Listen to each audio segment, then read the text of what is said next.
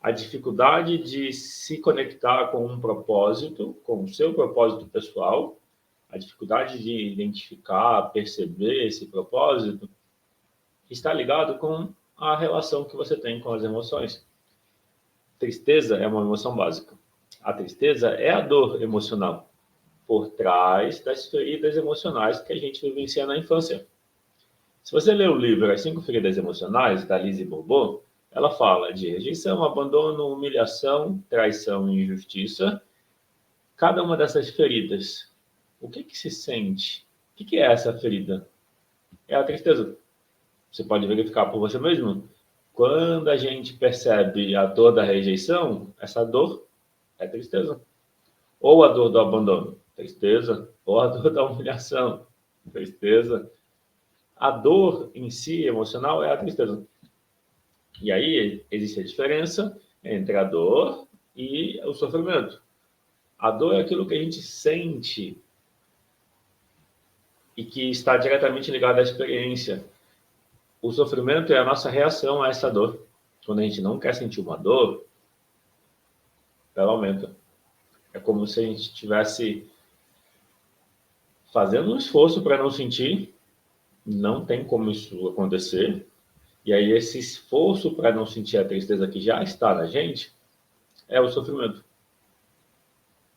Tanto é dessa forma que você pode fazer o teste de experimentar inverter. Ao invés de não querer sentir a tristeza, experimenta dar boas-vindas a ela. Experimenta acolher a tristeza.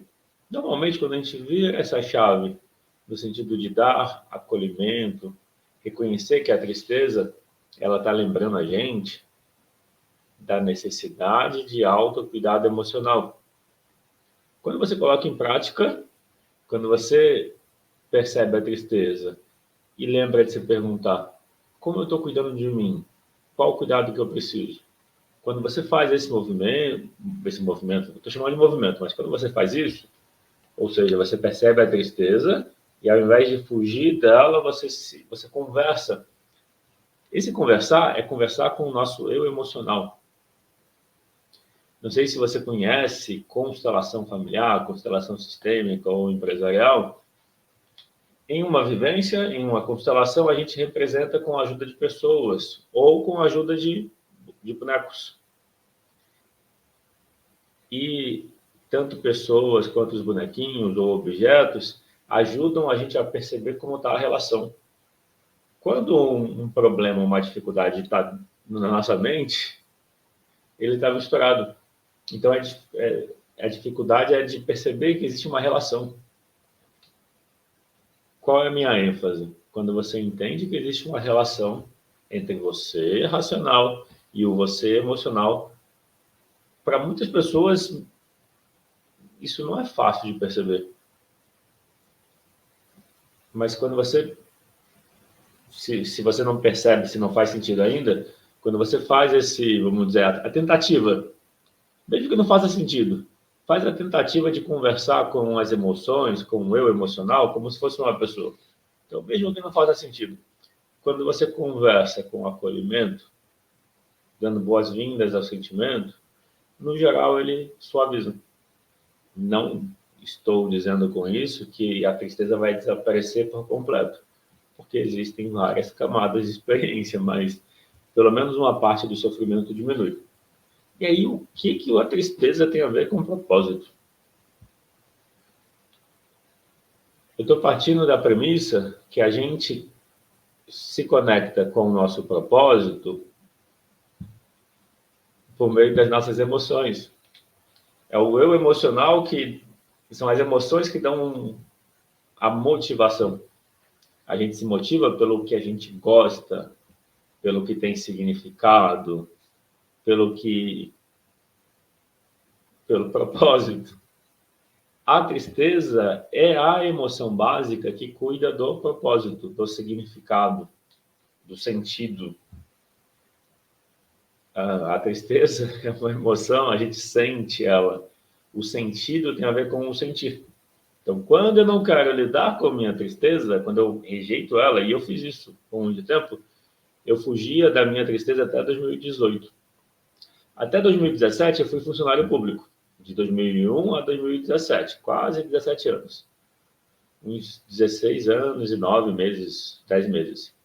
E nesses 17 anos, eu não estava satisfeito com o trabalho que eu tinha que fazer, mas tinha estabilidade e etc. Mas o que eu percebia era, enquanto eu estava ali, eu não estava ouvindo meu sentimento.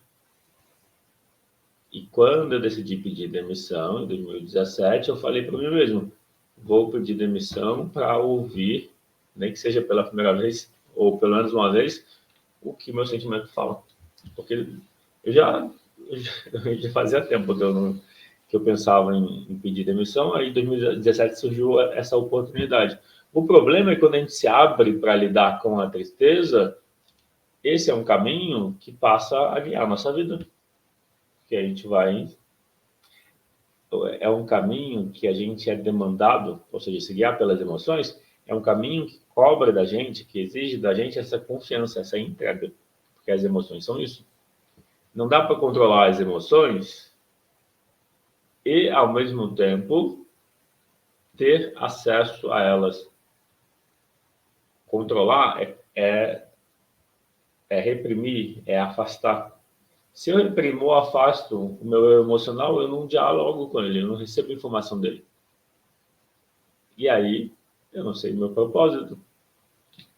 Pode ser que para você, o caminho que você fez e faz hoje profissionalmente foi porque é o que estava disponível, ou que você gostava, ou a família de alguma forma influenciou, porque já era o que se fazia, ou é o que tinha alguma afinidade.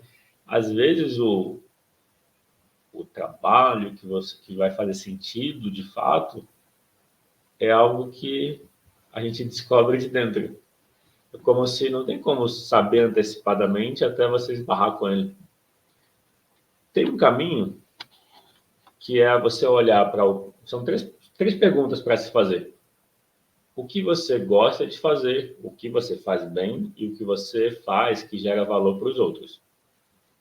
Então, 3 perguntas. O que você faz, o que você gosta de fazer, o que você faz bem e o que você faz que gera valor para os outros.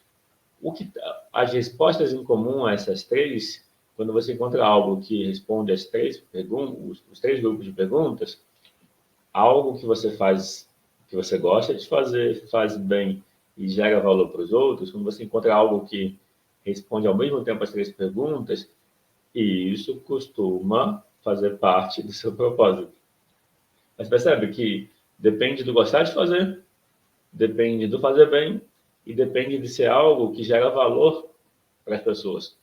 Quando a gente encontra esses 3 pilares, a gente encontra o propósito, mas precisa ter essa relação, essa compreensão de que vem da relação com as emoções.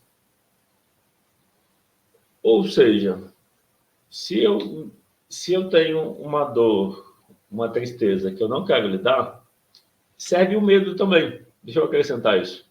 Quando eu não quero sentir o medo, e eu evito qualquer situação que toca no medo, esse esforço para não sentir o medo também me revela ou mostra para mim que eu não estou lidando com o meu emocional. Fugir dos medos e buscar a segurança nas situações, normalmente fala de que eu não estou cuidando do meu emocional e que também tem uma tristeza. Então, geralmente, o excesso de medo e o excesso de tristeza que a gente está ignorando denuncia ou mostra que eu não estou em contato com as minhas emoções. Então, eu estou me guiando pela vida de forma mais racional. E aí, isso parece contraditório, porque existem pessoas mais racionais e existem pessoas mais emocionais. Mesmo pessoas mais emocionais seguiam pela mente, pelo racional. Mesmo que elas sejam racionais, mais emocionais. É quase como se fosse assim, as pessoas mais emocionais são mais relacionais, gostam mais de estar com pessoas. As pessoas mais racionais É como se elas fossem mais voltadas para tarefas, para fazer coisas.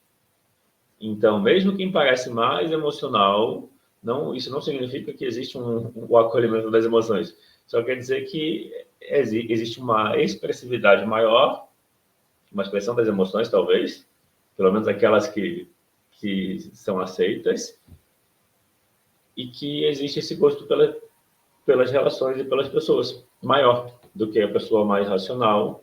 Mas as duas podem estar ignorando a tristeza, ignorando o medo.